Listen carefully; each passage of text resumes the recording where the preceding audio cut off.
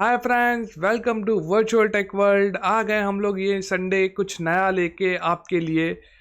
अभी तक हम लोग ने वेबसाइट्स बना लिए, हम लोग ने ई कॉमर्स बना लिए, हमने पोर्टफोलियो बना लिया। वेबसाइट बनाना जितना इम्पोर्टेंट है उतना ही इम्पोर्टेंट है उसको सिक्योर करना। आज हम देखेंगे कि हम जो वेबसाइट्स बनाए हैं उसको किस तरीके से सिक्योर कर सकते हैं।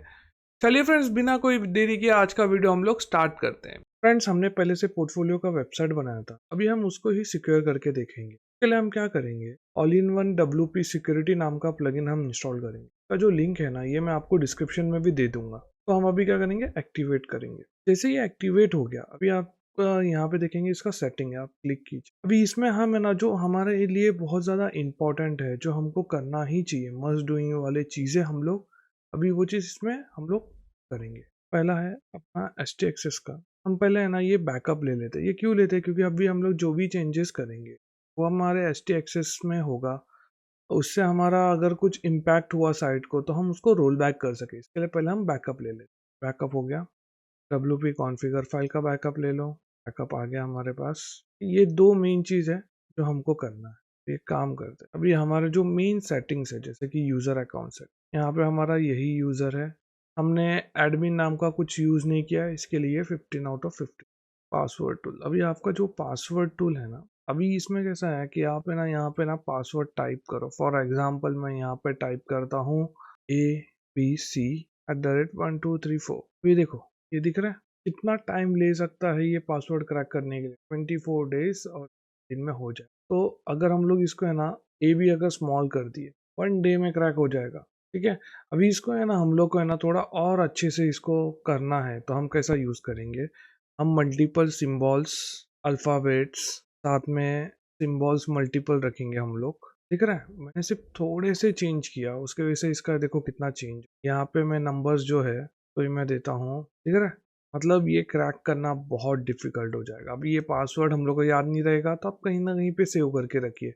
और ये पासवर्ड दिख रहा है आपको कितना स्ट्रांग है, तो यहाँ से आप स्ट्रांग पासवर्ड क्रिएट कर सकते हो और वो वहाँ पे असाइन कर सकते हो। जहाँ पे लिखा हुआ है देखा, इतने ईयर्स लगेंगे और जो कोई इतना टाइम नहीं डालेगा पासवर्ड क्रैक करने के लिए। तो ये एक अच्छा टूल है पासवर्ड टूल आपका। अभी क्या है, हमारे इसमें एक नॉर्मल अटैक होता है, ब्लू फोर्स अटैक। अभी ब्लू फोर्स अटैक का एक मेन चीज रीजन क्या है कि जो आपका लॉगिन पेज है ना, वो है ना WP एडमिन कॉमन है।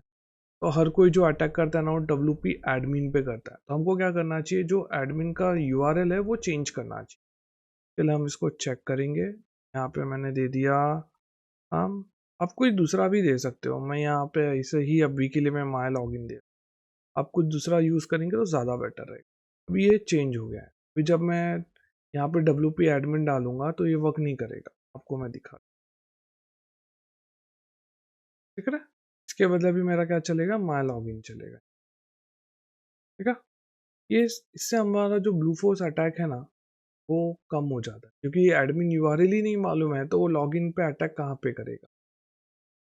और इसमें क्या है, सेकंड चीज़ क्या है, जब हम लोग लॉगिन पे करते हैं आपका सिर्फ यूज़र नेम पासवर्ड रहेगा ना तो बहुत इजीली अटैक हो जाता है। तो इसके लिए हम लोग क्या करेंगे, गूगल रिकैप्चा डालना है। और यहाँ पे आप अपना साइट की एंड सीक्रेट की एंटर कीजिए, जिससे कि वो आपका जो गूगल रिकैप्चा है वो आपके लॉगिन पे अपेयर हो जाएगा।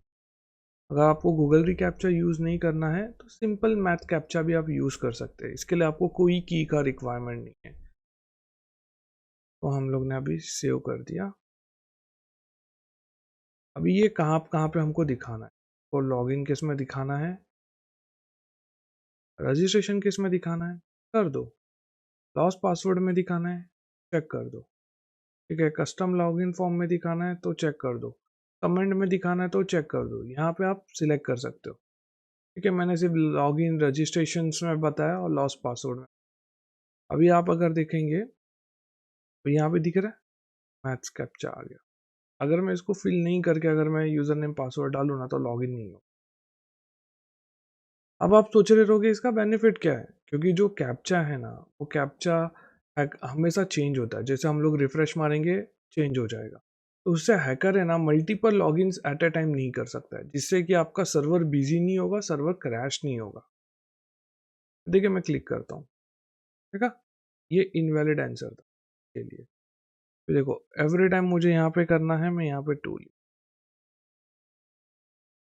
अब देखा, लॉगिन हो गया। ये बेनिफिट हुआ आपके कैप्चा ऐड करने का। ये हनी पॉट है। हनी पॉट क्या होता है कि एक है ना हिडन फील्ड क्रिएट हो जाता है जब भी कोई है ना ऑटो जनरेटेड ऑटो फील वाले यूज़ करते हैं, हैकिंग टूल्स यूज़ करते हैं, वो टाइम पे ये अगर ये हिडन फील्ड के अंदर अगर कोई डेटा आ जाता है तो वो क्या करता है, आपको समझ जाता है कि कोई अटैकर या कोई टूल के थ्रू आया है, क्योंकि नॉर्मल यूज़र के लिए वो हिडन है, तो वहाँ पे वो यूज़र डेटा एंटर नहीं करेगा। इसके लिए हम लोग इसको इनेबल कर दे रहे हैं, सेव कर दिए। अभी ये सारे सेटिंग से कैसा होगा, आपके जो लॉगिन पेज पे बार बार अटैक होता है ना, वो डिसेबल। फिर सेकंड आपके लिए इंपॉर्टेंट है आपका फायरवॉल। ठीक है, इनेबल बेसिक प्रोटेक्शन मैंने कर दिया फायरवॉल में। ठीक है, आप कुछ इसको एकदम एक्सपर्ट लेवल पे जाने की ज़रूरत नहीं है। बाद में फिर मैंने जैसा आपको मेंशन किया था XML RPC के थ्रू भी हैकिंग होता है, तो हम इसको भी ये कर देंगे, एनेबल कर देंगे। Disable RSS and profile, yes, हमको नहीं चाहिए। हमको डिबगिंग लॉग फाइल को भी ये करना है, एक्सेस नहीं दे। ये सारी चीज़ें लॉक हो गई। अब बाकी ये मत कीजिए क्योंकि बहुत ज़्यादा डीप में है, हम लोग उतना नहीं करके हमारा जो बेसिक एंड इम्पोर्टेंट्स है ना, हम वही कर रहे हैं। ठीक है, फिर जाते हैं हम लोग डेटाबेस सिक्योरिटी के लिए। अब कैसा है कि जो हमारा जो दिख रहा है आप, ये जो WP_ है ना, ये डिफ़ॉल्ट प्रीफिक्स है अपने डेटाबेस की। तो इसके बदले हम लोग को क्या करना चाहिए, हम लोग को खुद का कुछ कस्टम जनरेट करना चाहिए जो ज़्यादा बेटर रहे, ज़्यादा सिक्योर रहे। उसके लिए हम लोग क्या कर सकते हैं, हम यहाँ पे जैसा हमारा पोर्टफोलियो है, तो PO लिख दिया हम लोग ने, साथ में नंबर भी ऐड कर दो और अंडरस्कोर। अब आप इसको सेव करते हैं, काम करते हैं, मैं आपको है ना पहले दिखाता हूँ, फिर आपको डिफरेंस समझे। अब ये एक्टिविटी करने से पहले सबसे इम्पॉर्टेंट चीज़ क्या मालूम है, जो आपका डेटाबेस है ना, तो आप है ना बैकअप लेने के लिए दिख रहा है आपको, यहाँ पे देखिए सारे के सारे WP, पहले आप चेक ऑल करो, एक्सपोर्ट। यहाँ से आप SQL फॉर्मेट को लेके एक्सपोर्ट कर सकते हैं। ये एक तरीका है। दूसरा तरीका क्या है, जब आप इस पे क्लिक करो, यहाँ पे जाओ पोर्ट पे, और आप डायरेक्टली यहाँ से भी आप इसको एक्सपोर्ट कर ले। ये मेरा एक्सपोर्ट, अभी आप देख रहे हो यहाँ पे जो है WP_ है। अब हम जाके ना उसको सेव,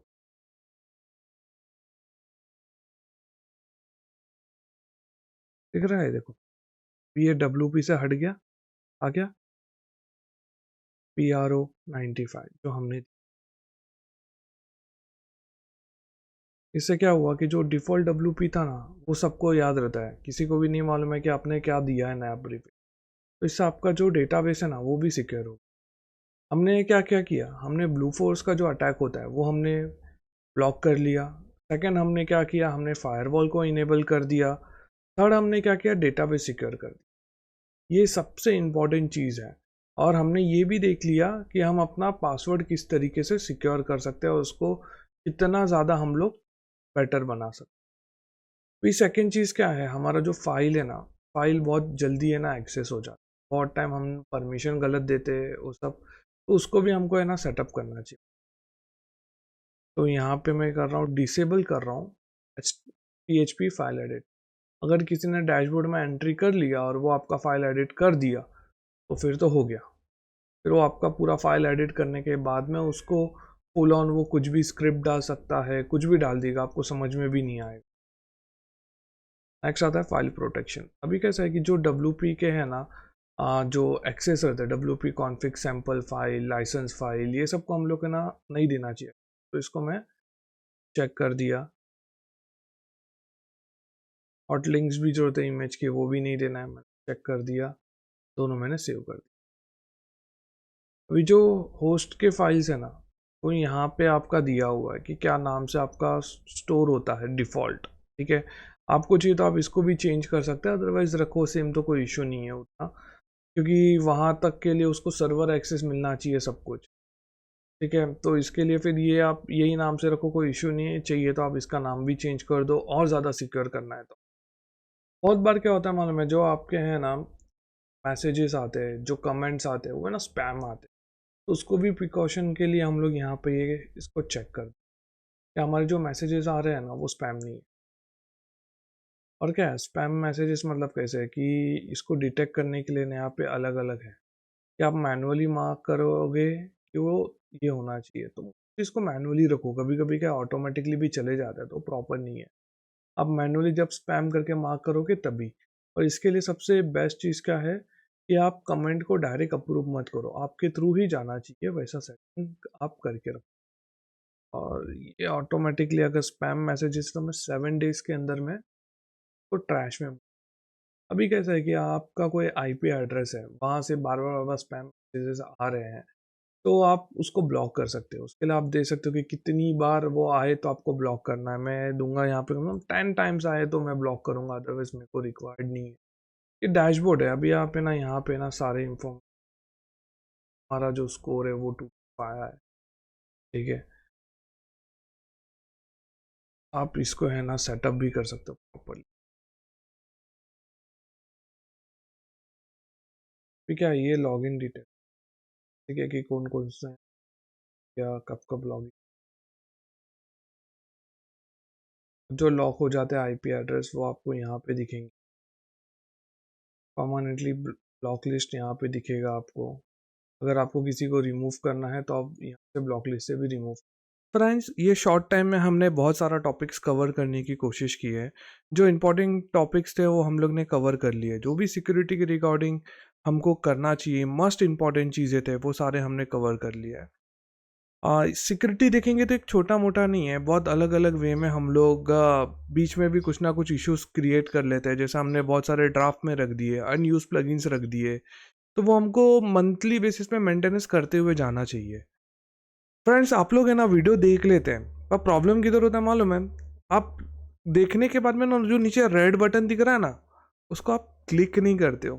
वो बटन क्लिक करने पे ना हमें बहुत ज़्यादा मोटिवेशन मिलता है, हमें और वीडियो बनाने के लिए इच्छा और होती है। ठीक है फ्रेंड्स, हर संडे में एक नए नए वीडियोस लेके आते रहूँगा सिर्फ आप लोगों के लिए। उसके लिए आपको क्या करना है?